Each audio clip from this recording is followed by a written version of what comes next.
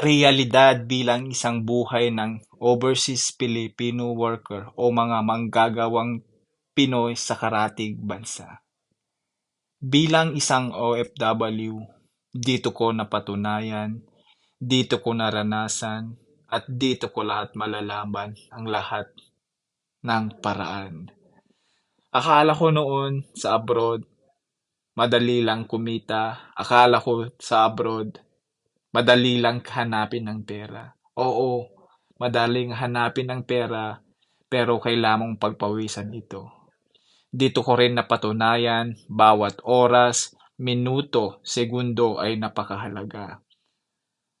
Dahil dito, kailangan mong magsakripisyo. Dahil dito sa abroad, natuto ako ng husto. Dito sa abroad, akala ng iba, pag lumabas ka at nag-relax